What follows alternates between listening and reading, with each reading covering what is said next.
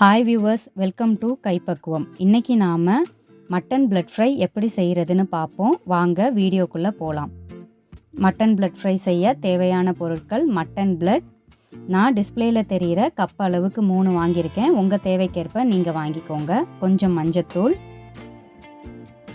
சின்ன வெங்காயம், இஞ்சி, பச்சை மிளகாய், தேங்காய், நல்லெண்ணெய், உப்பு, கருவேப்பிலை, மசாலா அரைக்க சீரகம், சோம்பு, மிளகு, வரமிளகாய்.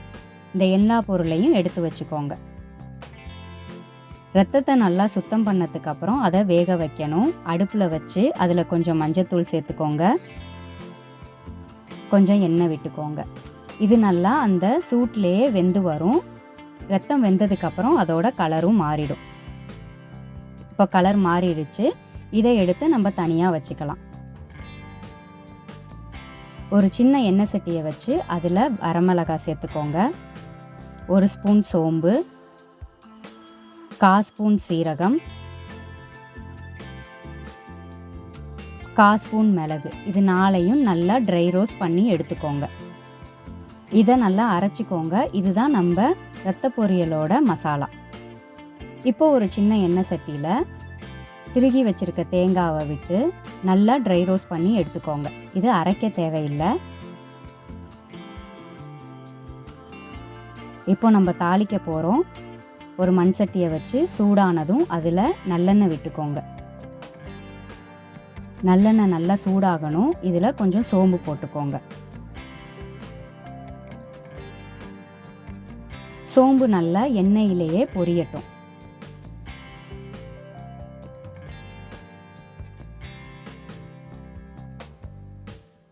நல்லா பொரிஞ்சதுக்கப்புறம் இந்த நேரத்தில் கருவேப்பிலையை சேர்த்துக்கோங்க. கொஞ்சம் பச்சை மிளகாய் நல்லா வதக்கிக்கோங்க. இப்போது 150 கிராம் வெங்காயத்தை சேர்த்துக்கோங்க.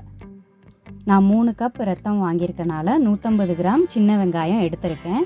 நீங்கள் அதுக்கேற்ற மாதிரி மெஷர் பண்ணிக்கோங்க. வெங்காயம் வதங்கிட்டு இருக்கு. இதில் கொஞ்சம் பொடியாக நறுக்குன இஞ்சி சேர்த்துக்கோங்க. கொஞ்சம் உப்பு சேர்த்துக்கோங்க. ரத்தத்தில் உப்பு கலந்து தான் தருவாங்க, அதனால் உப்போட அளவை பார்த்து சேருங்க. இப்போ வேக வச்சிருக்கிற ரத்தத்தை சேர்த்துக்கலாம்.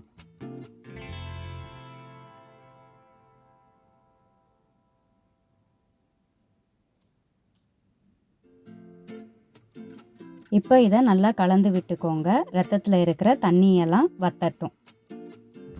தண்ணி வத்திருச்சு. இப்போது நம்ம அரைச்சி வச்சிருக்கிற மசாலாவை ஆட் பண்ணிக்கோங்க.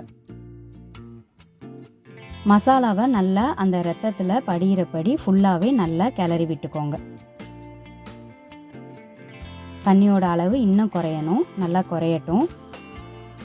இந்த நேரத்தில் நம்ம ட்ரை ரோஸ்ட் பண்ணியிருக்கிற தேங்காவை சேர்த்துக்கலாம். தேங்காவையும் ரத்தத்தையும் நல்லா சேர்த்து நல்ல கலவையாக கலந்து விட்டுக்கோங்க. கொஞ்ச நேரம் அது அடுப்புலேயே அப்படியே வேகட்டும். அவ்வளோதான், நம்மளோட ரத்த பொரியல் ரெடி ஆயிருச்சு. இப்போ நம்ம சர்வ் பண்ணலாம். இந்த ரத்தம் ரொம்ப ஹெல்த்தியானது. நான்வெஜ் சாப்பிட்றவங்க கண்டிப்பாக இந்த ரத்தத்தை எடுத்துக்கோங்க. இன்றைக்கி இந்த ரத்த பொரியல் பண்ணது என்னோட அம்மா. கிரெடிட்ஸ் அவங்களுக்கு தான். நீங்களும் இந்த ரத்த பொரியலை செஞ்சு பார்த்துட்டு எப்படி வந்ததுன்னு கமெண்ட்ஸை சொல்லுங்கள். தேங்க்யூ.